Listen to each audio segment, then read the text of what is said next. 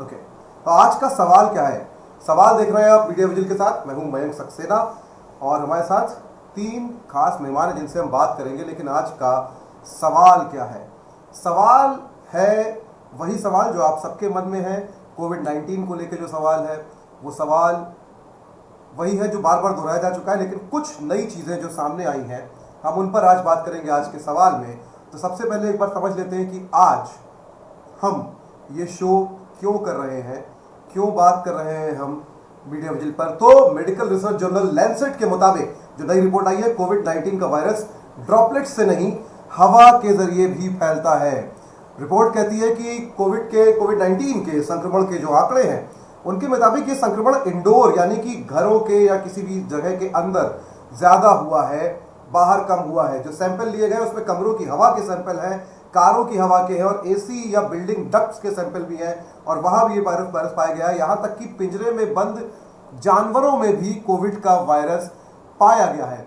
बात यह है कि इससे आखिर फर्क क्या पड़ता है, आप ये पूछ सकते हैं। इससे फर्क ये पड़ता है कि न केवल इस वायरस की फैलने की क्षमता, अगर ये सच है कि यह एयरबोर्न डिजीज है, हवा से फैलने वाली बीमारी है, तो इस वायरस के फैलने की, आपने किसी ने मोबाइल अपना ऑन किया है, प्लीज बंद कर दें प्लीज।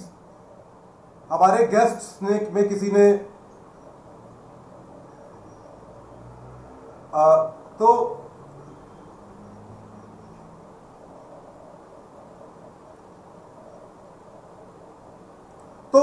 जो बात मैं कह रहा था, बहुत शुक्रिया। किसी ने हमारे गेस्ट में से मोबाइल पे अपने वीडियो चालू किया था, सॉरी। तो जो बात मैं कह रहा था कि इसके एयरबोर्न होने से क्या खतरा हो सकता है। दरअसल इसके फैलने की क्षमता बहुत ज्यादा बढ़ जाती है अगर ये एयरबोर्न है। दूसरी बात, जो अब तक माना जा रहा था कि ड्रॉपलेट्स जो है उसके जरिए फैलता है, तो सोशल डिस्टेंसिंग जो है वो बहुत कारगर है। ये भी जो है ये भी दरअसल ध्वस्त हो जाती है धारणा कि सोशल डिस्टेंसिंग भर से आप इससे बच सकते हैं अगर ये वायरस हवा में जा रहा है। तो तीसरी बात ये कि क्या ऐसी स्थिति में जब ये एयरबोर्न है तो लॉकडाउन कोई सुनिश्चित तरीका है जो इस वायरस को फैलने से रोकेगा? क्या ये वाकई इफेक्टिव है? लॉकडाउन किसी तरह का असरदार है? और चौथी बात ये कि इस रिपोर्ट में कितनी सच्चाई है। जो वैक्सीन है, जो वैक्सीनेशन है, क्या उसके प्रोसेस पे, क्या वैक्सीन के असर पे इस चीज से कोई फर्क पड़ता है, असर पड़ता है कि ये वायरस जो है अपना स्ट्रक्चर म्यूटेट कर चुका है और अब ये जो है एयरबोर्न हो चुका है, यानी कि ये ड्रॉपलेट्स के जरिए, यानी कि आपके मुंह से निकलने वाली जो बूंदें हैं, कफ से, खांसी से, किसी भी तरह का लिक्विड सलाइवा, उसके जरिए फैलने की जगह हवा से फैल रहा है। हमारे साथ बात करने के लिए है एम्स के आरडीए के former president doctor Harjeet Singh Bhatti. बहुत एक्टिव है, वोकल है, इस मुद्दे पर बात करते हैं, उनसे हम बात करेंगे। हमारे साथ वरिष्ठ पत्रकार प्रशांत टंडन है और हमारे साथ मीडिया विजिल के फाउंडिंग एडिटर पंकज श्रीवास्तव जी हैं। तो मैं सबसे पहले डॉक्टर भट्टी के पास जाना चाहता हूँ। डॉक्टर भट्टी, ये जो रिपोर्ट आई है, आप इसको कैसे देखते हैं? क्या आपने रिपोर्ट देखी है लैंसेट की? जी, मैंने ये रिपोर्ट देखी है और ये रिपोर्ट अभी इसने काफी अच्छे से एक्सप्लेन किया है चीजों को। जो एक आशंका थी, ऐसी बात नहीं है कि ये कोई इन्होंने बहुत नई बात की है। ये पिछले साल आप मान लीजिए कि जून जुलाई के आसपास ऑलमोस्ट 30-32 देशों के बड़े बड़े वैज्ञानिकों ने ये आशंका जताई थी कि ये सिर्फ ड्रॉपलेट से इन्फेक्शन नहीं हो रहा है, ये किसी न किसी तरीके से एयरबॉर्न भी है और इसके ऊपर और रिसर्च होने की जरूरत है। इसीलिए फिर डब्ल्यूएचओ ने भी इस रिक्वेस्ट को सीरियसली लिया और फिर फंडिंग करके अच्छे से और इसके ऊपर इन्वेस्टिगेट किया गया है। और उसके बाद जब इसके ऊपर रिसर्च हुई है तो आज हमारे सामने ये चीज निकल के आई है कि सिर्फ और सिर्फ ड्रॉपलेट से ये नहीं होता है। मतलब ड्रॉपलेट तो इसका ऑब्वियसली एक डायरेक्ट कांटेक्ट का साधन है ही है, उसके साथ साथ एयरबॉर्न होने के भी इसके चांसेस काफी हाई हैं और जिस तरह के अभी प्रमाण मिल रहे हैं। तो मैंने रिपोर्ट पढ़ी है और इसमें जो बात निकल के आई है वो सिर्फ एक जो पहले डाउट था उसको और उन्होंने कंफर्मेटरी तरीके से प्रूव करके लेकिन दिखाया है। डॉक्टर भट्टी, मार्च में ही जो है वो ये हैनेगन एंड कलीग्स सिस्टमैटिक रिव्यू, जिसको डब्ल्यूएचओ फंड करता है, उसने अपनी रिपोर्ट में जो है कहा था कि मतलब प्री प्रिंट में कहा था कि The lack of recoverable viral culture samples of SARS-CoV-2, which is COVID-19 basically, prevents firm conclusions to be drawn ji about airborne transmission. यानी कि डब्ल्यूएचओ ने एक महीने पहले अपनी रिपोर्ट में, जिस रिपोर्ट को डब्ल्यूएचओ फंड करता है, उसने कहा कि जी इस तरह के कंक्लूजन हम नहीं निकाल पाए हैं अलग अलग कल्चर सैंपल से कि ये एयरबोर्न है। लेकिन अब ये रिपोर्ट आई है और जी डब्ल्यूएचओ ने अभी कल ही जी अपनी एडवाइजरी में कहा है कि जहां तक हो सके वेंटिलेटेड कमरों में रहें या खुले में रहें। सवाल यह है कि जी क्या अगर वेंटिलेटेड जगहों पर ही रहना इसका बचाव है, हम्म क्या खुले में हम ज़्यादा सेफ हैं? हम्म तो फिर ऐसी स्थिति में किसी तरह के लॉकडाउन से क्या वाकई कोई फायदा होने वाला है? नहीं, उनका जो कहने का मतलब है वो थोड़ा सा डिफरेंट है। उसमें उनका कहने का मतलब ये है कि जैसे अगर आप अगर एक कमरा है जो बिल्कुल बंद है चारों तरफ से, अगर आप उसके अंदर हैं और अगर जैसे एक उन्होंने बड़ा एक केस के बारे में भी बताया था जिसमें कि एक एक बंदे ने एक मीटिंग अटेंड करी, उसके साथ उसकी वजह से आगे 54 पेशेंट्स थे जिनको आगे कोविड हो गया। तो अब उनका कहने का ये मतलब था कि क्या एक बंदे ने उन 53-54 लोगों के साथ उसने बातचीत की थी, क्या उनके साथ हाथ मिलाया था, उनसे डायरेक्ट कांटेक्ट में आया था? ये पॉसिबल नहीं है। हम आप भी मीटिंग्स में जाते हैं, अगर मीटिंग में 60 लोग हैं तो ऐसा नहीं है कि हम 60 के 60 के कांटेक्ट में आते हैं। हम 2-4 लोगों से बात करते हैं, 4-6 से बात करते हैं। तो ऐसा कैसे हो गया कि वो एक बंदा वहां पे मीटिंग में उसने इतने सारे लोगों को इन्फेक्शन कर दिया? तो फिर जब वहां पे सर्च किया गया तो ऐसा पता लगा कि वो कमरा चारों तरफ से बंद था।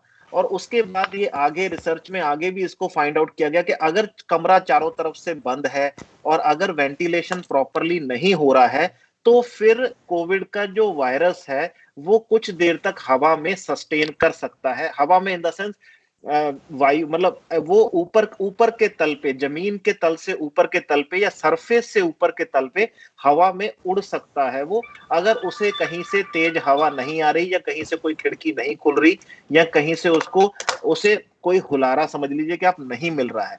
तो इस तरह से उन्होंने सोचा था कि जी अगर एक बंदे ने अगर जैसे वहां पे खांस दिया, छींक दिया, तो वो वायरस कुछ देर तक हवा में रहता है क्योंकि वेंटिलेशन था, तो फिर उसको लोग इनहेल कर सकते हैं दूसरे लोग और उन सबको इन्फेक्शन हो सकता है। तो जी ये एक इसका तरीका है। लेकिन अगर उन्होंने कहा है कि अगर रूम अच्छे से वेंटिलेटेड होने का मतलब है कि अगर दोनों तरफ से खिड़कियां खुली हैं, दरवाजे खुले हैं, तो वो जो उसने खांसा होगा, वो जो एरोसोल जो हवा में थोड़ी देर रहेंगे भी, वो तेज हवा आने की वजह से तुरंत वो डिस्पोज हो जाएंगे, जहां वो जमीन पे गिर जाएंगे या डिस्पोज हो जाएंगे, लेकिन वो उसी जगह पे मंडराते नहीं रहेंगे ताकि आप उन्हें इनहेल ना कर लें। तो ये उसका मीनिंग है। तो इसलिए लॉकडाउन का मतलब ये होता है कि कितना पर्सन टू पर्सन कांटेक्ट हम कम कर सके, उसी से चेन ऑफ ट्रांसमिशन टूटता है। देखिए, लॉकडाउन के जो इकोनॉमिक इम्पैक्ट्स हैं वो हम जानते हैं, कितने माइग्रेंट्स को, कितने गरीबों के ऊपर जो नुकसान है वो हम सब जानते हैं। इसलिए लॉकडाउन कोई अल्टीमेट सोल्यूशन है नहीं। जी जी लेकिन फिर भी अगर हम इस इशू को, एरोजोल वर्सेस लॉकडाउन को अगर हम कंपेयर करके देखें, तो लॉकडाउन का basic person to person contact को बंद करना ताकि चेन ऑफ ट्रांसमिशन टूटे। तो पर्सन टू पर्सन कांटेक्ट में देखिए, डायरेक्ट ड्रॉपलेट में तो डेफिनेटली ये इन्फेक्शन फैलता ही फैलता है। उसके अलावा अगर कोई अगर कोई वहां पे खांस देता है और अगर क्लोज्ड सरफेस है, तो वही ये वायरस जो है वो हवा में भी रह सकता है और हवा में रह के कोई दूसरा बंदा बाहर से आके उसको इनहेल कर सकता है। पहले बहुत ज्यादा इस चीज पे जोर दिया जा रहा था कि इनडायरेक्ट कांटेक्ट मतलब सरफेस को टच करने से, जैसे अगर कोई कोविड के पर्सन ने किसी सरफेस को टच कर दिया और उसके बाद किसी नॉन कोविड पर्सन ने आके उस सरफेस को टच कर लिया और उसके बाद अपने मुंह पे हाथ लगा लिया या नाक को हाथ लगा लिया, तो उसको इन्फेक्शन होने का खतरा है, ऐसा पहले कहा जाता था। लेकिन अभी तक इस चीज को लेके कि सरफेस को टच करने से या हाथों से, जैसे हमने हैंड वॉश को बहुत ज्यादा तवज्जो दी गई है कि हाथ धोते रहिए, लेकिन क्या हाथ टच करने से किसी को और हाथ मुंह पे लगाने से क्या इससे कोविड होता है कि नहीं, इसके ऊपर अभी बहुत ज्यादा ठोस एविडेंस है नहीं कि क्या हाथ से होता है। लेकिन एरोजोल से अब फिर भी एविडेंस मिल गया है, मतलब ऐसा पॉसिबल है कि कमरे के अंदर किसी ने खांस दिया, खांसने की वजह से वो वायरस जो है वो कमरे में उड़ रहा है, कोई दूसरा बंदा उसी कमरे में आया, ये कमरे में वेंटिलेशन प्रॉपर नहीं थी, क्लोज्ड है कमरा, उसने अंदर आके सांस लिया मतलब ऑब्वियसली बिना मास्क के। अगर आपने मास्क पहन रखा है तो फिर ये एरोसोल भी आपको कुछ परेशान नहीं करेंगे। अगर आपने N95 मास्क पहन रखा है तो एरोसोल से भी खतरा नहीं है। लेकिन अगर आपने मास्क नहीं पहना, किसी क्लोज्ड कमरे में आ गए और वहां पे आके अगर आपने इनहेल कर लिया इस वायरस को, तो फिर चांसेस हैं कि ये आपको इन्फेक्शन कर दे। तो ये इसका प्रॉपर पूरा तरीकाकार है। डॉक्टर भट्टी, एक सवाल मैं और पूछना चाहूँगा कि जैसा आपने कहा कि मास्क पहना हो जी N95, बार बार ये कहा गया पहले कि जी कपड़े का मास्क पर्याप्त है। प्रधानमंत्री ने टीवी पे आके कह दिया कि कपड़े का मास्क जो है वो गमछा बांध के चले आए, कपड़े का मास्क पर्याप्त है। आप जी N95 की बात कर रहे हैं। जी अब चूंकि ये एरोसॉल की बात जी आ गई है तो जाहिर सी बात है कि नॉर्मल मास्क क्या ऐसे में काम कर सकता है, जो कपड़े का घर का बना मास्क से लेके और बाजार में बिकने वाले मास्क लगाने की बात कही गई है। दूसरा, N95 मास्क क्या जी अवेलेबिलिटी उनकी इतनी है कि एक आम आदमी या गरीब आदमी खरीद सके उसको? जी अवेबिलिटी तो डेफिनेटली सर्जिकल मास्क की भी जी। नहीं है, इसीलिए कपड़े के मास्क के ऊपर एम्फेसिस दिया गया। और हाँ, उसी तरह से उसे प्रमोट भी किया गया। लेकिन वो कंडीशंस वही है कि देखिए, कंट्रीज जो हैं टाइम के साथ इवॉल्व करती हैं, हेल्थ केयर सिस्टम इवॉल्व करता है, तो हमें उम्मीद थी ऐसी कि विद टाइम जैसे जैसे साल आगे बढ़ेगा तो हमारा हेल्थ केयर इंफ्रास्ट्रक्चर बेटर होगा, हमारे इक्विपमेंट्स बेटर होंगे, हम और ज्यादा इक्विप्ड होंगे। लेकिन थोड़ा सा इस वायरस ने भी थोड़ा सा सीजनल पैटर्न दिखाया है। ये मेरी अपनी पर्सनल ऑब्जर्वेशन है कोविड देखते हुए। मतलब मैं नहीं कहता कि कोई प्रूवन है, लेकिन फिर भी एक सीजनल पैटर्न दिखाया है इसने कि जब जैसे जैसे गर्मियां थी, गर्मियों में ये बहुत ज्यादा रहा है, जैसे जैसे सर्दियां आई हैं इसका काफी कम होता गया है। जैसे जनवरी के अगर आप मिड में देख लें तो हमारे पास यहाँ पे एक भी पेशेंट नहीं था कोविड का। हम तो कोविड फैसिलिटी बंद करने वाले थे, ये लग रहा था कि कोविड खत्म हो गया है। लेकिन जनवरी जैसे जैसे खत्म हुआ है, जनवरी के एंड में, फरवरी के शुरू में और मार्च, जैसे जैसे गर्मी बढ़ती जा रही है इसका प्रकोप उतना ही तो बढ़ता क्या जा रहा है। कहीं डॉक्टर साहब, एक मैं तो जोड़ देता हूँ कि क्या चूंकि ये एयरबोर्न है और चूंकि जी ये ड्रॉपलेट्स वाली बात थोड़ा सा आप किनारे हो गई है, तो क्या गर्मी में मौसम जी के ड्राई होने की वजह से ये ज़्यादा तेज़ी से हवा के साथ फैल रहा है, और जब बरसात आई थी तो उसके बाद ये कम हो गया था हवा में नमी से, या सर्दी में ऐसा कुछ हो सकता है? जी बहुत बिल्कुल बिल्कुल हो सकता है, इसमें बहुत सारी चीजें हैं। पर अल्टीमेटली जो है अभी हमारे पास जो एक अपने आप को प्रिकॉशन का तरीका वो यही है कि मास्क अच्छा पहन के रखना बहुत जरूरी है। कपड़े का मास्क या फिर नॉर्मल जो हम लोग गमछे की बात करते हैं, वो अभी वेस्टर्न वर्ल्ड में उसके ऊपर बहुत सारे क्वेश्चंस रेज होने लगे हैं और ये कहा जा रहा है कि उनसे काम नहीं चलेगा। आपको प्रॉपर N95 मास्क जो है वही पहन के रखना पड़ेगा अगर आप इन एरोसोल से बचना चाहते हैं। तो उसके ऊपर भी बहुत डिस्कशन स्टार्ट हो गया है। इंडिया में भी मेरे हिसाब से इसके ऊपर डिस्कशन होना चाहिए मास्क को लेके, और मास्क की अवेलेबिलिटी कैसे बढ़ाई जाए, हर किसी को कैसे वो अवेलेबल कराया जाए। देखिए, मास्क ना पहनने पे तो हम 2-2 हजार 5-5 हजार के चालान कर देते हैं, लेकिन वो मास्क गरीब आदमी तक कैसे पहुंचाया जाए, इसके ऊपर भी कुछ पॉलिसी में कोई नई चेंज होनी चाहिए। क्योंकि अब ये चीज देखिए, जब एक बार साइंस किसी चीज पे कोई बात कहती है तो वो उसके पीछे बहुत बड़े बड़े एविडेंस होते हैं, उनके पीछे कई सारी कंट्रीज की रिसर्च होती है। तो ये जो एरोसोल का इशू सामने आया है, और मैं आपको बहुत मतलब मैं तो बधाई दूंगा कि आपने इतने बड़े इशू को आज ही ये आया है और आज ही आप इसे डिस्कस कर रहे हैं, लोगों तक पहुंचा रहे हैं। ये बहुत जरूरी है क्योंकि ये इतना बड़ा रिस्क है। क्योंकि अगर तो एक तो हो गया कि भाई मैं किसी कोविड के पेशेंट को मिला नहीं, दूसरी बात ये हो गई कि आप सिर्फ जहां पे कोविड का पेशेंट बैठा था आप उस क्लोज्ड एरिया में गए हैं और वहां से आप कोविड लेके आ गए हैं। तो उसमें भी आपको अच्छा मास्क पहने होने की एक बहुत बड़ी जरूरत महसूस होती है कि अगर आप बिना मास्क के चले जाते हैं। तो इसलिए ये सब चीजें, ये मास्क अच्छी अवेलेबिलिटी होना भी अब एक पॉलिसी पॉलिसी में ही एक एड ऑन चीज है जो पॉलिसी लेवल पे आनी चाहिए। मैं अब प्रशांत जी आपके पास आ रहा हूँ अगले सवाल के लिए। अभी हमने चूंकि हमने जो अभी बात की, और मैं वहीं से अब थोड़ा सा पॉलिटिकल सवाल की ओर जाऊँगा। हमने जो अभी बात की, डॉक्टर भट्टी ने जो बताया कि किस तरह से न केवल ये एरोसॉल हो गया है, एयरबोर्न हो गया है, यानी कि हवा से फैल रहा है, साथ ही साथ ये दूसरी लहर जो है, ये जो कोविड की सेकेंड वेव है, ये ज़्यादा डेडली है, ज़्यादा खतरनाक है, इसको ट्रीट करना मुश्किल है। ऐसे में ये आज प्रधानमंत्री ने कहा कि एक सांकेतिक कुंभ करिए और उसके बाद एक रैली में चले गए वो पॉलिटिकल। ये जो रैलियां हैं जब लोग, तो इनको आप कैसे देखते हैं? देखिए, दो दो बातें हैं। एक तो डॉक्टर भट्टी की बात से जो मुझे समझ में आया वो एक बात ये समझ में आई कि जो क्लोज चेम्बर्स हैं, यानी हवाई जहाज का केबिन, ट्रेनों का एसी का डब्बा, शॉपिंग मॉल, सेंट्रलाइज एसी की जो जो जगहें हैं, वो ज़्यादा वनरेबल है। अगर ये एयरबोर्न होने की स्टडी अब आ गई है तो वो बहुत खतरनाक है। और 1 साल से ज़्यादा थोड़ा हो गया, इसके बहुत मौके मिले सरकार को, देखिए बहुत मौके मिले, और वायरस स्ट्रेन भी बदलता रहा अपने। और अभी अभी चर्चा हो रही है मेडिकल एक्सपर्ट्स के बीच में कि नया स्ट्रेन भी, इंडियन स्पेसिफिक स्ट्रेन भी अवेलेबल है, उसके भी सैंपल्स हैं।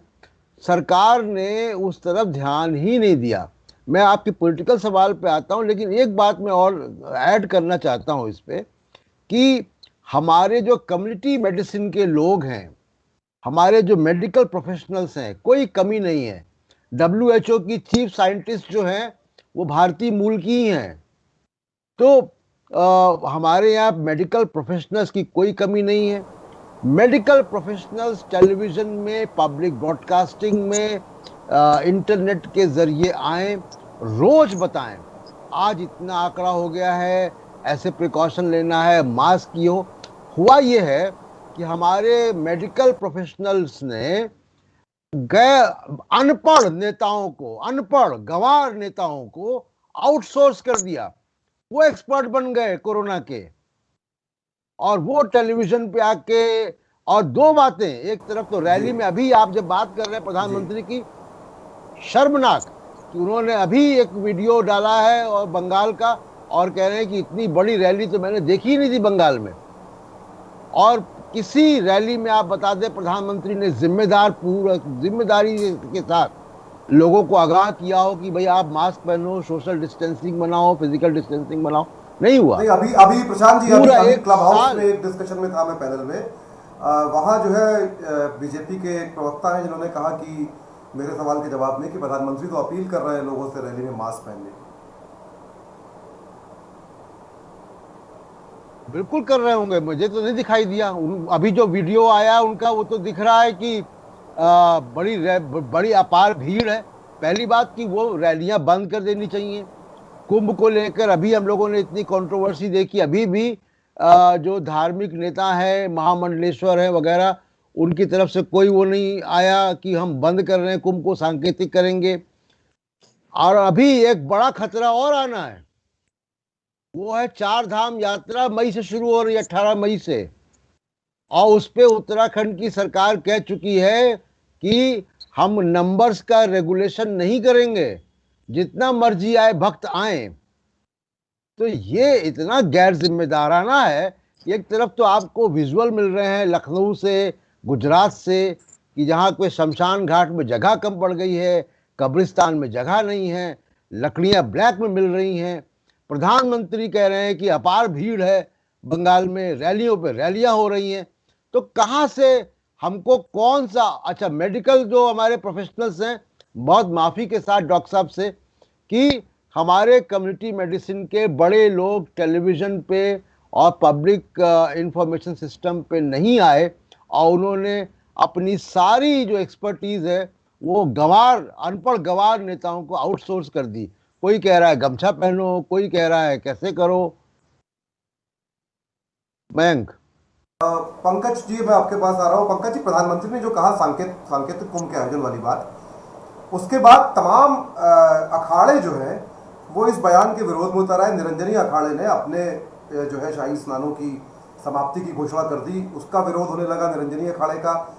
और प्रधानमंत्री ने कहा कि हम अलग अलग अखाड़ों से अनुरोध कर रहे हैं, जमात, तबलीगी जमात के मामले में FIR और गिरफ्तारियां, और पूरा माहौल कि एक धर्म विशेष के लोग जो है वो कोरोना फैला रहे हैं। और यहां पर अनुरोध किया जा रहा है, एक तो ये पॉलिटिक्स, दूसरा क्या ये जो अखाड़े कुंभ समाप्त करने को, सांकेतिक कुंभ करने के लिए नहीं तैयार हो रहे हैं, क्या ये भी वैसे ही अपराधी नहीं है जैसे तबलीगी जमात के जो नेता थे जिन्होंने इसके खिलाफ बात की थी, उनके खिलाफ केस दर्ज हुए थे? क्या इनको भी, इनके ऊपर भी सेम FIR दर्ज नहीं होनी चाहिए? देखिए, ठीक है FIR दर्ज हो ना हो, लेकिन ना मैं तबलीगियों को अपराधी मानता हूं, ना ये कुंभ जो है वो अपराधी। अपराधी इस देश में अगर कोई है और वो हत्यारी है, दरअसल वो इस देश की सरकार है। उस समय तो जो जमात वाले आए थे, उस समय तो भारत के स्वास्थ्य मंत्री संसद में खड़े होकर कह रहे थे कि कोई ऐसा इशू ही नहीं है। वो तो अनजाने में थे, उन्हें तो वाकई जानकारी नहीं थी, आए थे यहाँ फंस गए थे। बहरहाल आप उनको मान लीजिए कि उन्होंने अपराध किया, लेकिन साल भर बाद जब लाखों लोग मर चुके हैं, उसके बाद कुंभ के आयोजन की अनुमति देना और उसको करवाना, और यहां तक करवाना कि वहां का मुख्यमंत्री कहता है उत्तराखंड का कि गंगा मैया में जो स्नान करेगा उसके पानी में इतना तेज है कि वो वायरस मर जाएगा। कुल मिला के ये देश जोकरों के हाथ में है, अपराधियों के हाथ में है। आप सोचिए ये कैसी बातें कर रहे हैं। दरअसल इन्होंने लोकतंत्र को परलोकतंत्र में बदल दिया है। इन्होंने मान लिया है, जैसे पहले कहते थे ना कि राम भरोसे दुनिया चल रही है, लेकिन सरकारें तो बनी ही इसलिए है कि वो राम भरोसे न चले, एक सिस्टम हो इस लोक पर, और वो परलोक के सहारे नहीं, वो लोक के सहारे चले। लोक की व्यवस्थाएं होती हैं, वो व्यवस्थाएं कुछ लोगों द्वारा नियंत्रित होती है जिनको चुना जाता है। नहीं तो जरूरत क्या है, भगवान जैसा रख रहा सब लोग रहो। ये इस लोकतांत्रिक व्यवस्था के निर्माण के बाद अगर इस देश का नेतृत्व ये कह रहा है कि ऊपर वाला जानेगा या गंगा मैया में स्नान करके पाप सबके ये वायरस टूट जाएगा, तो आप समझ सकते हैं ये देश कहां जा रहा है। और जिस तरीके से प्रधानमंत्री अपील कर रहे हैं लेकिन खुद रैली कर रहे हैं, आज बंगाल में उनकी 2 रैलियां हुई और अपील उन्होंने किया, तो उनकी अपील को गंभीरता से कौन लेगा। ये तो भूल जाइए कि कोई वो एफआईआर, लेकिन उनकी अपील में किसी तरह की कोई ही नहीं, क्योंकि साल भर का समय मिला इस सरकार को। अरबों रुपए इकट्ठे हुए हैं पीएम केयर फंड में। उस पीएम केयर फंड का क्या हुआ, ना उसका सीएजी ऑडिट कर सकता है, ना आरटीआई के अंदर वो है। उन्होंने न जाने कितने वेंटिलेटर खरीदे, लेकिन वो वेंटिलेटर खराब थे, ऐसी भी अब खबरें आ गई हैं। तो ये तो कोरोना के नाम पर एक बहुत बड़ा आर्थिक घोटाला भी है। इस सरकार ने साल भर के अंदर वो कौन सी व्यवस्थाएं की हैं। आज लखनऊ से एक खबर है कि एक पत्रकार, वहां का एक सीनियर पत्रकार, वो अस्पताल के बाहर घिसट रहा था, ट्वीट कर रहा था कि मुझे अंदर ले लो, मेरा ऑक्सीजन लेवल 50 है। और उस पर लोग ट्विटर पे तरह तरह की बातें कर रहे थे कि योगी जी पे भरोसा रखिए और ये करिए। वो कह रहा था भाई कब तक भरोसा रखे, मेरा ऑक्सीजन लेवल गिर रहा है। वो ट्विटर में फोटो डाल रहा था और उसका 31 हो गया और वहीं वो मर गया। बलरामपुर हॉस्पिटल के में उसे एंट्री नहीं मिली क्योंकि कोविड के टेस्ट का उसके पास रिपोर्ट नहीं थी। और कोविड टेस्ट आप करा नहीं रहे हैं, प्राइवेट लैब्स कर नहीं रही हैं, टाइम बहुत ज्यादा लग रहा है। तो अल्टीमेटली जिस बड़े पैमाने पे लोग मर रहे हैं, मेरा साफ मानना है कि आपके पास साल भर का समय था। अब कोई आप एक्सक्यूज नहीं कर सकते कि आपके पास अचानक कहां से इतनी व्यवस्था हो जाए। आपके पास ऑक्सीजन नहीं है, आपके पास ऑक्सीजन बेड्स नहीं है, तो अब आदमी मर रहा है सिर्फ, और आपने पूरी राजनीति ही इस पर कर दी है कि भाई वो मतलब अस्पताल और इसकी जगह आपको मंदिर करना है, ईश्वर की बात करनी है, गंगा स्नान कराना है, तो आप कराते रहिए, फिर लोग मरेंगे। डॉक्टर भट्टी, मैं आपके पास आ रहा हूँ। 2 सवाल है क्योंकि आपको जाना भी है और हमको बाकी लोगों से भी बात करनी है इसी बीच में। पहला सवाल तो ये है कि ये जो बात अभी 2 लोगों ने की, ये एक हिस्सा है जो राजनीतिक हिस्सा है, क्या पूरा खेल होता है। दूसरा हिस्सा कि आप एक डॉक्टर के तौर पे अगर मैं आपसे पूछूं, और आप लगातार, चूंकि अपने सामने आप बहुत कुछ देख रहे होंगे जो शायद हमको देखने को नहीं मिलता होगा, वो कितना हृदय विदारक है, तकलीफ दे है, आप लोगों की मेंटल हेल्थ का क्या हो रहा होगा, हमसे केवल अंदाजा लगा सकते हैं कि 24 घंटे आप काम कर रहे हैं आपने। तो एक सवाल ये है कि क्या स्थिति है मेडिकल प्रोफेशनल्स की जो दरअसल इस समय डील कर रहे हैं, ड्यूटीज पे हैं, उनके लिए कितना खतरा है। एक दूसरा सवाल ये है कि ये कुंभ हो या पॉलिटिकल रैलीज हो, इनसे कितना खतरा है। और इसमें मैं एक सवाल और जोड़ देता हूं कि क्या कहीं ना कहीं, जैसे अब मुझे कई दोस्तों ने मैसेज किया जो कोविड से इन्फेक्टेड हुए, जिनके रिश्तेदार बहुत गंभीर रूप से, वो सब लगातार अब ये गुहार लगा रहे हैं, और ये वो लोग हैं जो लगातार प्राइवेटाइजेशन के समर्थक रहे हैं, है ना, हर चीज़ के। अब वो मैसेज करते हैं और कहते हैं कि किसी तरह सरकारी अस्पताल में एक बेड दिलवा दो। कहीं ना कहीं हेल्थ सिस्टम को पूरी तरह प्राइवेटाइज, जिस तरह से प्राइवेट सेक्टर के हाथों में सौंप दिया गया और जो सरकारी इंफ्रास्ट्रक्चर है वो कोलैप्स होता गया, कहीं ना कहीं उसका भी एक दुष्परिणाम हम झेल रहे हैं। जी, सबसे पहले तो मैं मेडिकल प्रोफेशनल्स की बात करता हूँ कि इतना ज्यादा वर्कलोड है कि हम बता नहीं सकते। और वर्कलोड सिर्फ हॉस्पिटल के अंदर ही नहीं है, ऐसा नहीं कि आज मैं ड्यूटी कर रहा हूं तो मेरे को बहुत काम है, मैं ड्यूटी से चला जाऊंगा तो मुझे कोई काम नहीं है। आप यकीन नहीं मानेंगे, सुबह 6 बजे से फोन आने शुरू हो जाते हैं लगातार। बहुत सारे रिश्तेदार, उनके आगे से आगे रिश्तेदार, फिर बहुत सारे लोग, दोस्त जानकार, फिर कई लोग यहाँ वहां से नंबर ले लेते हैं। और यही क्वेश्चन है, पहले तो बेड कहाँ अवेलेबल होगा, फिर दवाइयों का है, दवाइयां बहुत सारी हैं वो अवेलेबल नहीं हो रही हैं, फिर उसके अलावा सिम्टम्स आ रहे हैं तो उसके लिए क्या, कैसे मैनेज कर सकते हैं हम लोग, घर पे क्या मैनेज करें। मतलब इस तरह से पूरा एकदम केओस मचा हुआ है पूरे समाज में। और मुझे तो सच में, मैं कई बार हैरान हो जाता हूँ कि इतना केओस है। हमारे जैसे छोटे लोग जो कोई अपनी इतनी अहमियत भी नहीं रखते, जब हमें इतना नजर आ रहा है दुनिया में ये सब हो रहा है, तो जो सरकारों में बैठे हैं जिनका काम ही ये है कि इस इन चीजों पे निगाह रखना, वो कैसे अपना एकदम मस्त होके और सिर्फ अपनी चुनावी रैलियां करते फिर रहे हैं। मतलब उनका, मैं तो उनका मेंटल स्टेटस, मैं तो उनपे रिसर्च करना चाहता हूं उनके मेंटल स्टेटस पे, कि क्यों उन्हें फर्क ही नहीं पड़ता। कि जैसे अभी पंकज जी ने बताया, ऑक्सीजन के लिए सैचुरेशन कम होती जा रही है, वो रोते रोते बाहर मर गए। उसके अलावा हमारे यहाँ पे कितने सारे पेशेंट हैं जो रो रहे हैं, घरों में ऑक्सीजन का बंदोबस्त कर रहे हैं, घरों में इंजेक्शन लगा रहे हैं, फिर भी उसके बावजूद भी उनको ना कहीं बेड मिल पा रहा है, ना ढंग से दवाई मिल पा रही है। ऐसा भी हो रहा है कि 2 डोसेज लग रही हैं, तीसरी डोज नहीं अवेलेबल हो रही है, मार्केट में स्टॉक खत्म हो गया है। तो इस तरह का जो एकदम सिचुएशन बहुत वर्स हो गई है। और ये सिचुएशन हम यहाँ तक नहीं आना था हमने, अगर पिछले 1 साल में हमने इस बीमारी को सीरियसली लिया होता। देखिए, पहले तो एक बहुत इंपॉर्टेंट पॉइंट है नोटिस करने का, वो ये कि हमने पिछले 1 साल में सिर्फ एक ही बीमारी को मैनेज किया है, वो है कोविड। उसके अलावा दुनिया जहान की बीमारियां हैं इंडिया में, और वैसे भी तो इंडिया के लोगों को इतनी बीमारियां, लेकिन उनकी किसी बीमारी का इलाज नहीं हो पाया ज्यादातर हॉस्पिटल्स में।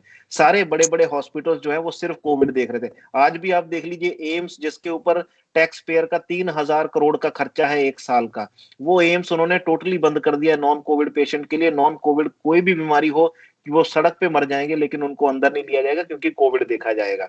तो इस तरह से कितने बड़े बड़े हॉस्पिटल हैं जो अपने दरवाजे बंद करके बैठ गए हैं, क्यों? क्योंकि सिर्फ कोविड देखना है। वो कोविड भी हम अच्छे से मैनेज नहीं कर पा रहे, और लोगों की जिंदगी आप देख रहे हैं कि कैसे सड़कों पे खत्म हो रही है। तो इस चीज को देख के हम जो हेल्थ केयर वर्कर्स हैं, जो डॉक्टर्स हैं, बहुत कई बार फ्रस्ट्रेशन होती है कि हम दिन रात एफर्ट्स लगा रहे हैं लेकिन उसके बावजूद भी कोई आउटकम नहीं आ रही। एक पेशेंट को देख भी रहे हैं तो 10 ऐसे पेशेंट हैं जो बाहर पड़े हैं, जिनको हम फैसिलिटी नहीं दे सकते, वेंटिलेटर नहीं दे सकते, ऑक्सीजन नहीं दे सकते। तो इन सब चीजों की वजह से उनकी डेथ होती है, तो बहुत दुख होता है। उनके फैमिली मेंबर्स जब आके रोते हैं, गिड़गिड़ाते हैं, उन सब चीजों को देखना, मैनेज करना बहुत पेनफुल होता है। दुनिया का सबसे पेनफुल काम है जब किसी पेशेंट की डेथ हो जाती है और आपको उनके फैमिली वालों को फोन करके बताना पड़ता है।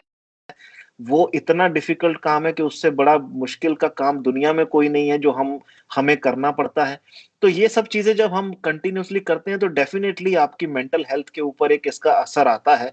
और इसमें हम उम्मीद किससे लगा सकते हैं? उम्मीद हम सरकारों से लगा सकते हैं, लेकिन सरकारें जिस तरह से गैर जिम्मेदाराना काम कर रही हैं, अभी आप देखिए जी, वहां पे लाखों की भीड़ इकट्ठी कर ली, प्रधानमंत्री जी कह रहे हैं मैंने ऐसी भीड़ नहीं देखी, और उनको बोल रहे हैं कि मास्क लगा लो। अगर कोई भी समझदार आदमी होगा वो इतनी भीड़ इकट्ठी क्यों करेगा? जब आपको पता है कि भीड़ इकट्ठी होने से इन्फेक्शन होता है, जब आपको पता है कि ये इन्फेक्शन इतना खतरनाक है कि लोग सड़कों पे जान गंवा रहे हैं अपनी, तो आप ऐसी भीड़ इकट्ठी क्यों करेंगे? लेकिन आप फिर भी भीड़ इकट्ठी कर रहे हैं, सिर्फ सांकेतिक रूप से कह दिया है कि मास्क भी लगा लीजिए। लेकिन तो फिर ये इस तरह के जो काम हो रहे हैं इंडिया में, ये बिल्कुल लोगों को मूर्ख बनाया जा रहा है, और इसकी वजह से और ज्यादा फ्रस्ट्रेशन बढ़ रही है।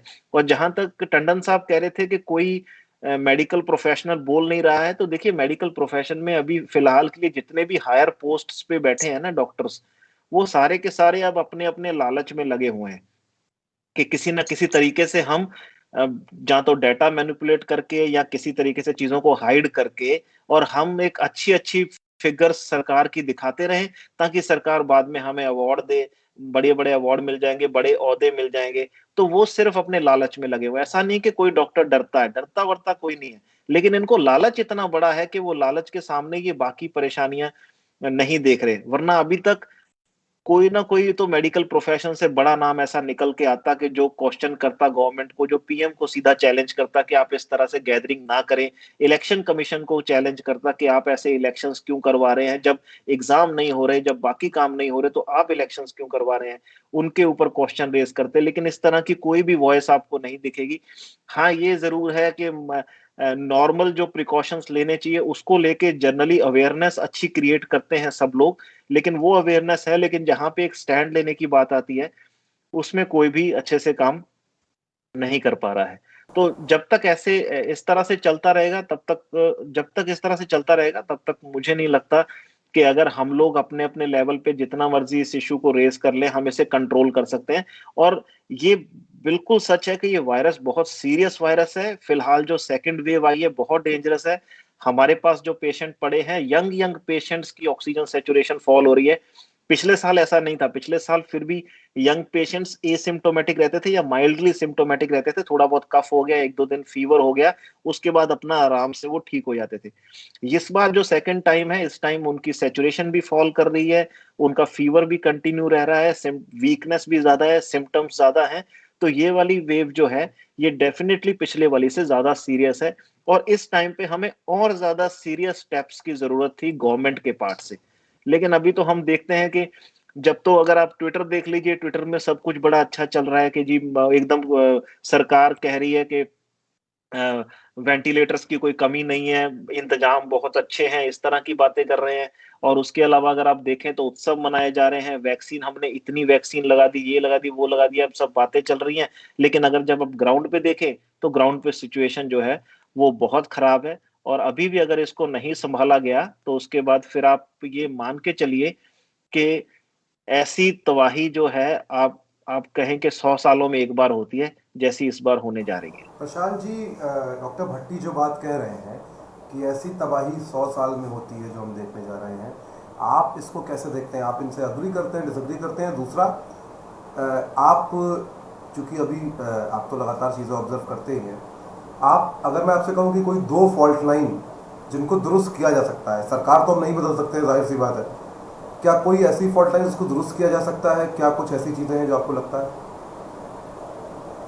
हाँ, नहीं, डॉक्टर भट्टी ने एक बहुत इम्पोर्टेंट बात कही है, और वो इम्पोर्टेंट बात है कि उसमें मैं डेटा ऐड कर दूं कि जो दूसरी बीमारियां हैं वो बीमारियां उनका इलाज नहीं हो रहा है। यानी एक्सेस टू हेल्थ केयर, जो स्वास्थ्य सुविधाएं हैं उसकी पहुंच दूसरी बीमारियों के लिए जीरो हो चुकी है। और इसमें मैं एक आंकड़ा जोड़ दूं कि प्रतिदिन भारत में 24,000 लोग मरते हैं अलग अलग बीमारियों से।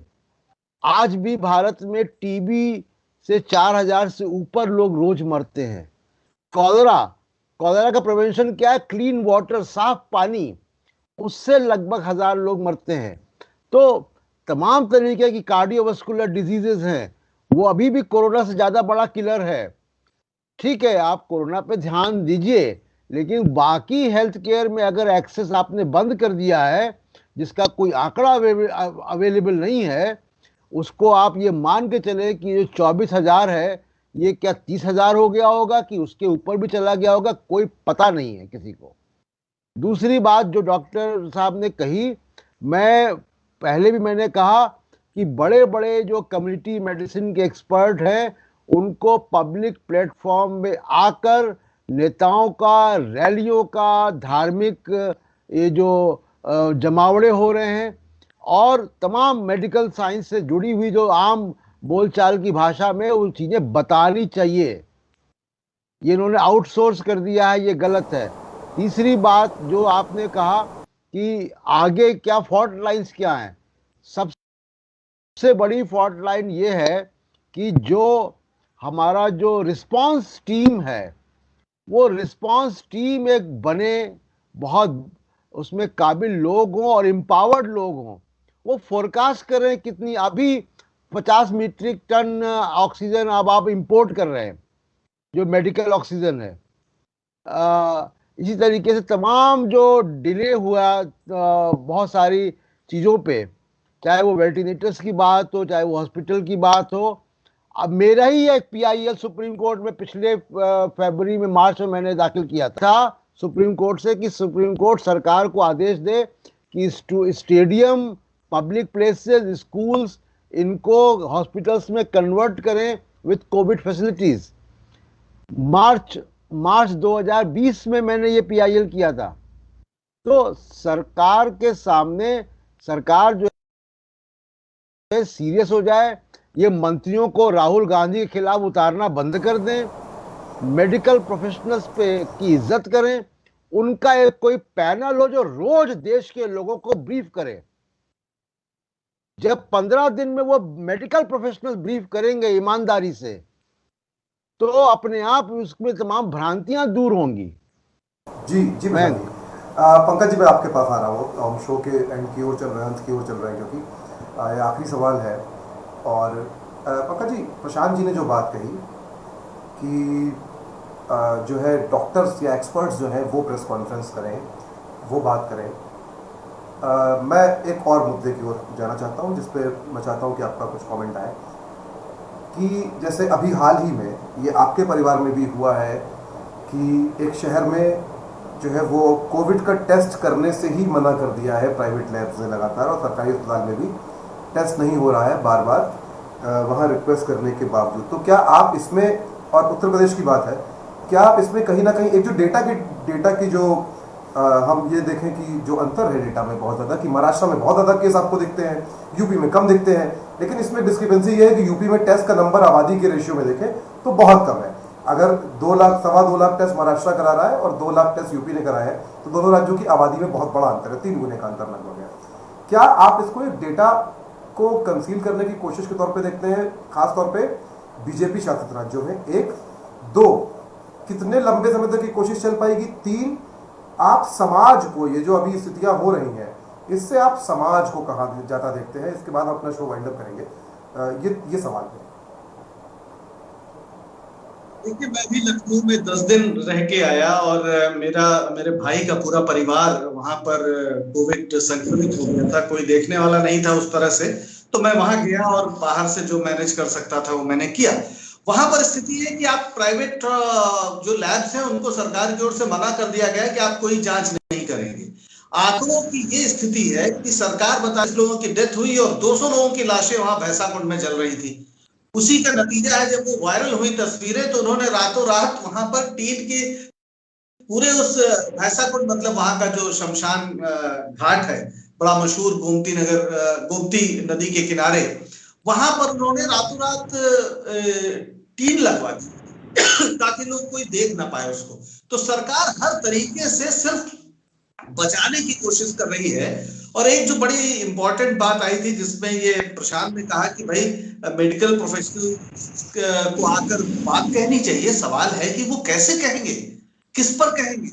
उल्टी स्थिति है कि इस देश के मीडिया ने, और मैं बहुत बड़ा अपराधी मानता हूं उसको, उसने पिछले 6 महीने से एक अभियान चलाया कि मोदी जी ने कोई मंत्र मारा है, मोदी मंत्र से हुआ मुकाबला कोरोना के। आप किस तरह के ग्राफिक्स और किस तरह के हेडलाइंस चली कि अब मोदी जी मार देंगे और मोदी जी ने कमाल कर दिया और मोदी जी ने खत्म कर दिया।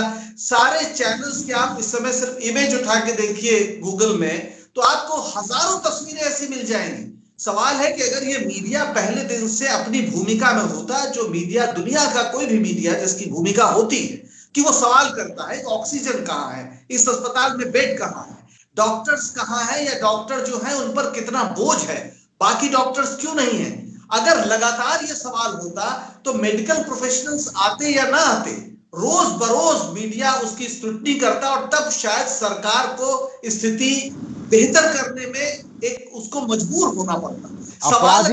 अपराधी है मीडिया। ये सवाल उठते कि रैलियां क्यों हो रही हैं, या पीएम केयर फंड में सीएजी ऑडिट क्यों नहीं होगा, वो आईटीआई से बाहर क्यों है। अगर ये सारे सवाल समय से उठ रहे होते तो साल भर में इस देश की स्थिति इतनी बुरी, इतनी भयावह नहीं होती। क्योंकि एक ये फाल्स एक नैरेटिव पैदा किया गया कि इस देश की जो सरकार है वो न भूतो न भविष्य होती। आज तक ऐसा हुआ ही नहीं, 70 साल में कुछ हुआ नहीं था, इन्होंने सब कुछ कर दिया। ये अलग बात है कि 70 साल में जो भी टूटे फूटे अस्पताल, एम्स वगैरह बन सके, आज वही हमको बचा रहे। मुझे नहीं लगता कि इधर कौन सा क्या बन गया है, लेकिन आप मीडिया ने जो किया है उसके बाद कौन सा प्रोफेशनल मीडिया मेडिकल प्रोफेशनल या बड़ा डॉक्टर वो कहाँ आके और क्या बताता। लालच वाली बात अलग है, डर भी हो सकता है, लेकिन सिस्टम ही नहीं है। आपने सवाल उठाने वाली सारी संस्थाओं का नाश कर दिया है, और खास तौर पर मीडिया उसका बहुत बड़ा अपराधी है, क्योंकि इसकी वजह से हुआ यह है कि सरकारें निश्चिंत हो गई। नहीं तो इस जिसको हम कहते हैं मौत के तांडव के बीच किसी देश का प्रधानमंत्री रैलियां नहीं कर सकता था और उस पर गर्व नहीं कर सकता था कि साहब आज हमारी रैली में इतने लोग आए। दरअसल कोई हत्यारा ही ऐसी बात कर सकता है जब ये पता है कि लोगों के मिलने से मौत हो रही है और कोई लाखों को बटोर कर उस पर गर्व करे।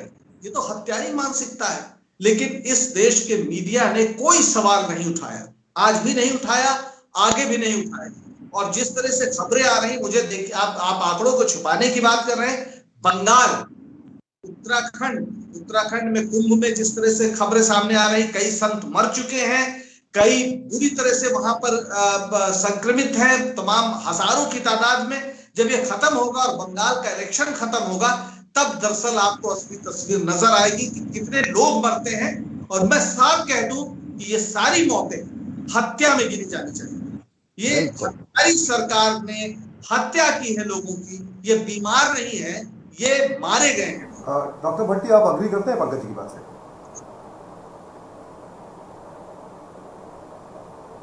जी बिल्कुल बिल्कुल एग्री करता हूँ।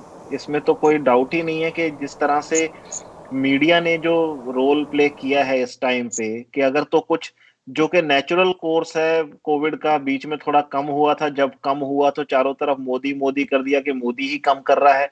अब जब बढ़ना शुरू हो गया है तो कह रहे हैं राज्य सरकारों की जिम्मेदारी है, हम उनसे बात कर रहे हैं। अब उनके मुख्यमंत्रियों से बातें करने लगे हैं। जैसे ही ये थोड़ा फिर कम हो जाएगा फिर दोबारा मोदी आ जाएंगे। तो ये तो टोटली मीडिया जो है, मीडिया सिर्फ यही कोशिश कर रहा है कि किस तरह से इनकी जो इनकॉम्पिटेंस है, जो ये इनको काम नहीं ये करना चाहते या काम करते नहीं है, उसको कैसे छुपाया जाए और इनको कैसे एक जो इनकी एक इमेज है जो कल्ट बनी हुई है फिगर, बस उसको मेंटेन किया जाए। तो ये तो बहुत बड़ा अपराध है इनका, और उसी अपराध के तहत कितने लोग मरते जा रहे हैं दिन दिन रात। उनके ऊपर मतलब उन उन लोगों को, उनके प्रियजनों को, उनसे जाके आप पूछिए एक बार, तो फिर वो आपको असलियत बताएंगे कि क्या हो रहा है। और वो भी अगर बताएंगे तो उनके पास भी, ये भी सही कह रहे हैं पंकज जी, कि अगर वो आज रोना भी चाहे ना अपने प्रियजन को लेके, तो वो भी उनके पास प्लेटफॉर्म अवेलेबल नहीं है कि वो रो भी सके।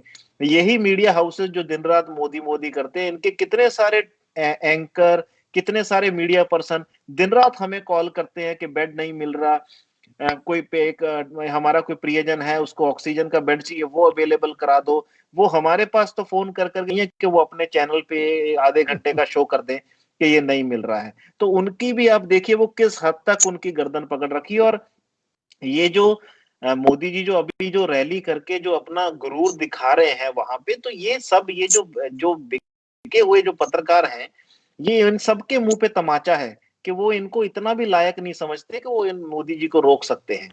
तो ये तो सीधी सीधी बात है कि जो हो रहा है इन सबको, ये सारी डेथ्स जो हैं ये बिल्कुल टोटली मर्डर है। क्योंकि मैंने आज इनफैक्ट इसी चीज को लेकर ट्वीट भी किया कि ये लोग कोविड से नहीं मर रहे, ये लोग इलाज ना मिलने की वजह से, बेड ना मिलने की वजह से, अस्पताल ना मिलने की वजह से मर रहे हैं। वरना कोविड इतने लोगों को नहीं मार सकता है जितने हमारे व्यवस्था ने इनको मार दिया है। बहुत शुक्रिया डॉक्टर साहब, क्योंकि आप जिस तरह का रिस्क ले रहे हैं ये बोलते हुए, उसको मैं समझता हूँ अच्छी तरह से। आप सरकारी नौकरी में हैं, I know what risk you are taking right now by speaking this and calling spade a spade. तो मतलब ये बहुत बड़ा जोखिम है, और ये इस साहस को तो कम से कम वो भी उस वक्त जब पत्रकारों से लेकर जिन जिन को बोलना था वो सब चुप्पी साध गए हैं, उस वक्त आपका ये साहस जो है बहुत काबिल तारीफ है। अगर मैं सारी बातों को प्रशांत जी ने जो कही, पंकज जी ने कही, जो डॉक्टर भट्टी ने कही, उसको समअप करूं तो पहली चीज़ तो ये है कि अब लगभग ये माना जा सकता है कि कोविड-19 एयरबोर्न भी है, यानी कि वो हवा से भी फैलता है। और इसलिए न केवल जो ये इसका म्यूटेशन हुआ है उस वजह से ये खतरनाक ज़्यादा हुआ है, दूसरी बात वो हवा से फैल रहा है, इसलिए भी खतरा और बढ़ गया है। दूसरी बात जो प्रशांत जी ने और पंकज जी ने कही इसके बारे में कि सरकारी सिस्टम का, चिकित्सा जो सुविधाएं हैं सरकारी, उनका कोलैप्स है। और प्रधानमंत्री या कोई भी पॉलिटिकल पार्टी जो रैलियां कर रही है बड़ी बड़ी, और लोगों को मास्क पहनने और सोशल डिस्टेंसिंग का संदेश भी दे रही है। ये एक तरह की ये भयानक हिपोक्रेसी ही नहीं है, ये दरअसल लोगों को अपने इलेक्टोरल फायदे के लिए मौत के मुंह में धकेल देना है। इस इलेक्टोरल फायदे में ही हम कुंभ को भी गिन लेते हैं, क्योंकि वो भी कुछ और नहीं है, दरअसल इलेक्टोरल फायदा ही उससे होने वाला है। और चौथा पॉइंट जो निकल के आया कि दरअसल आने वाली स्थितियां और गंभीर हो सकती हैं, और ज़्यादा स्थिति खराब हो सकती है, क्योंकि ऑक्सीजन नहीं है और बहुत सारे लोग इसलिए अपनी जान गंवा रहे हैं क्योंकि उनको अस्पताल में बिस्तर या उनको ऑक्सीजन या वक्त पर दवा नहीं मिल रही है। और भी सवाल है, रेमडेसिविर पर भी सवाल है, वो हम कल बात करेंगे। रात को 8 बजे हम फिर से आएंगे, इन तमाम चीज़ों पे फिर से बात करेंगे। एक पॉइंट मैं अपनी तरफ से जोड़ देता हूँ कि दरअसल इस सब की वजह से जो एक आर्थिक व्यवस्था फैलेगी, उसका जो असर होगा वो भी समाज को बहुत अलग तरह से देखने को मिलेगा। इस पर सोमवार को हम अपना शो जो है मुल्क, उसका वीडियो रिलीज़ करेंगे। हम नहीं कर पाए, देर हो गई हमको कुछ कारणों से, उसके लिए क्षमा चाहते हैं। और फिलहाल ये बातचीत यही खत्म करते हैं। प्रशांत जी, डॉक्टर भट्टी और पंकज जी, आपका बहुत बहुत शुक्रिया। मीडिया विजुअल देखते रहिए, हमको फॉलो कीजिए। हमारी स्क्रीन के नीचे एक मैसेज आ रहा है कि हमारा स्पॉन्सर कोई पॉलिटिकल पार्टी या कॉरपोरेट नहीं है, तो ये जो लिंक दिया है हमारी वेबसाइट पर भी ये लिंक है, इस पर जाकर आप हमको हमारी आर्थिक मदद कर सकते हैं, जिससे हम काम करते रह सकें लगातार। और या फिर आप वीडियो के नीचे या हमारे फेसबुक पेज पे सब्सक्राइब का लिंक है, वहाँ से आप हमारी आर्थिक मदद कर सकते हैं। हमारे यूट्यूब चैनल को फॉलो कीजिए, हमारे फेसबुक पेज को फॉलो कीजिए, लाइक कीजिए, ट्विटर पे हमें फॉलो कीजिए। सारे हैंडल, सारी डिटेल्स उपलब्ध है हमारे फेसबुक पेज पे, जहाँ आप ये देख रहे हैं। इसको देखने के लिए शुक्रिया। वीडियो को शेयर कीजिए, क्योंकि फिलहाल जब सरकार असरकार नहीं है तो जानकारी ही बचाव है, और जानकारी जो है एक नागरिक के तौर पे आपका अधिकार भी है। हम आपको जानकारी देते रहेंगे, आपके हक की बात करते रहेंगे। बहुत बहुत शुक्रिया मीडिया विजुअल से जुड़ने के लिए। आप सबका बहुत बहुत शुक्रिया।